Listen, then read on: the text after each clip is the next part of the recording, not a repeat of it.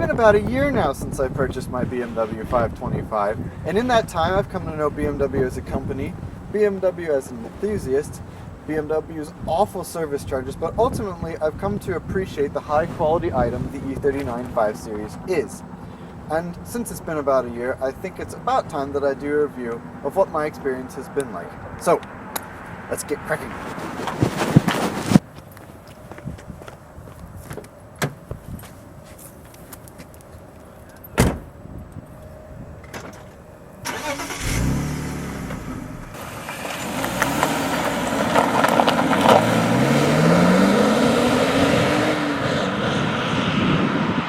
Right, let's do a little refresher. BMW 525.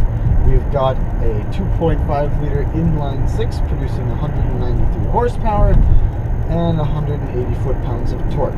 My impressions, honestly, having lived with this car for a while, when it's in its torque band, like about 3,000 RPM, which is there, and you hit it, there's power there, but the thing is, it's not a lot. This car is limited, to say the least. This thing just, it's no sports car. Now the 528, which I have had the pleasure of driving Luke's, thank you Luke, that car definitely has more torque, but if you really want to buy sort of a more beefy feeling inline 6, you just get the 530. You'll be very happy with it. That's a really nice car. I wish I had a 530, but I'm very happy with the 525. Gas mileage, unbelievable. This car seems like it goes, I usually can get every other week out of the tank, and that blows away Ryan and Colt because they can't do that. The inline 6s are just, they're so fuel efficient. I can't believe it. I once did an entire drive. I was driving for a while to see how economical I could get, and I was calculating that I was getting about 28 miles to the gallon city. Now I was driving it very lightly and cautiously, and when I was going down hills I would use neutral and all that stuff. But if you drive it carefully, trust me on this, you can get a lot out of whatever tank you just put in, because this car is really built to be economical.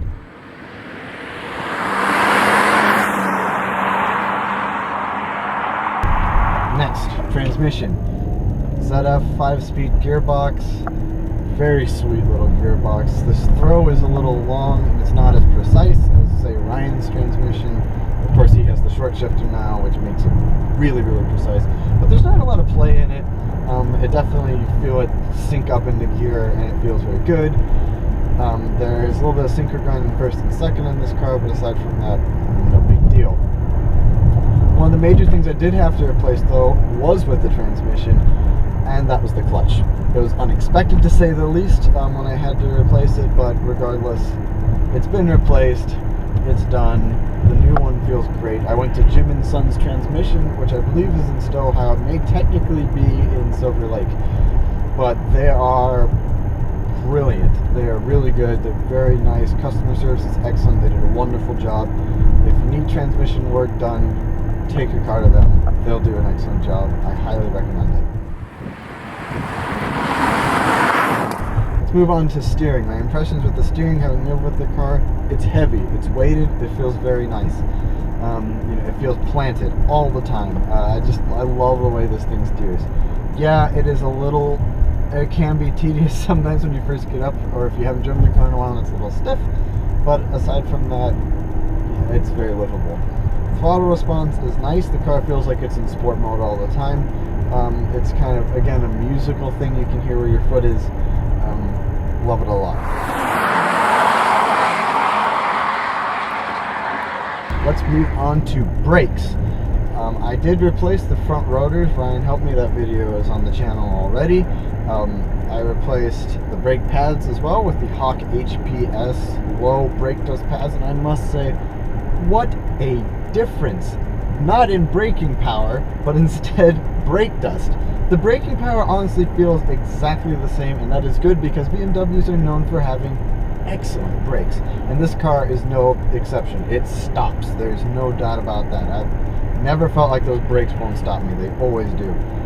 But one of the most important aspects is maintaining that same feel, and by putting the same stuff on there, in addition to those pads, it feels exactly like it did when I got it, which is great. But the having less brake dust means less cleaning these style thighs, and the less I can do that, the better.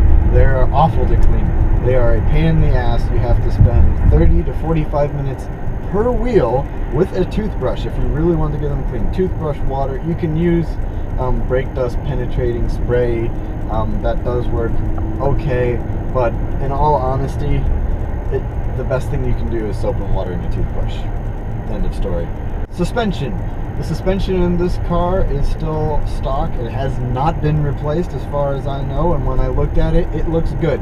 It feels fine. The ride is very supple, and there really is nothing wrong. It passed every inspection check, so I'm not worried about it just yet. One of the other additions I made to this car since the last time I filmed it would be the LED license plate frame lights. A lot of people don't like them. I didn't like how bright Ryan's were, to be brutally honest. So what I did was I went and found an alternative, and what they are is there are two LED diodes with the same connectors as a normal bulb. Now people have reported having trouble with these, but the ones I found were not expensive, A, and B, did not throw an error code. So as far as I'm concerned, who cares? They look much better, in my opinion. They're less bright, they look more OEM, and frankly I really like them, and they were not expensive at all, so I think I did pretty well there. One of the other additions I made to this car, most of the additions I have made are cosmetic, but one of the things I added was gauge rings. You know, this car has a black dash, so I went with the satin rings, and frankly it makes it look so much more sporty, and it's small, and it's something I come into contact with every day though, and it makes a difference to me. Another thing I added was the M shift knob. That was important to me too. It's illuminated, it looks really nice.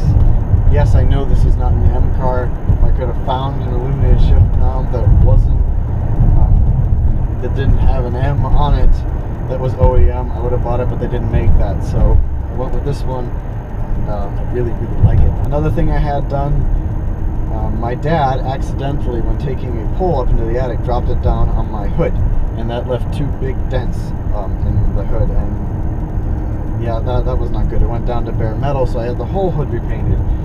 It had lots of stone chips anyway, and I was going to do it at some point. I just didn't know I was going to have to do it this fall, but it's done. It looks fantastic. I'm very happy. I took it to Weiss and Nepp Automotive in Kent, which is where Ryan goes for all his body work. I recommend going there. The guy does it for a very fair price, and he does a very high quality job. I was very impressed. So let's talk about the car as sort of an ownership experience, because that's an important part of owning a car. It's what you feel like when you drive it. You know, the car itself to me really is luxury focused, and that's one of the mistakes a lot of people make. They buy a BMW and assume it's just going to be sporty, and that is not always the case. With this car, I feel that its focus is mostly on luxury. It does have some sporting credentials, I will give it that. The manual gearbox really adds to that, but mostly this car is made to be luxurious, because we're driving along now at normal motoring speeds for kind of back roads, and if you just listen, it's so quiet. The engine is quiet, the exhaust is quiet, there aren't a lot of squeaks or rattles, the wind noise is relatively low. It's quiet. This car is really designed to be driven every single day and just be quiet. It's designed to soothe you.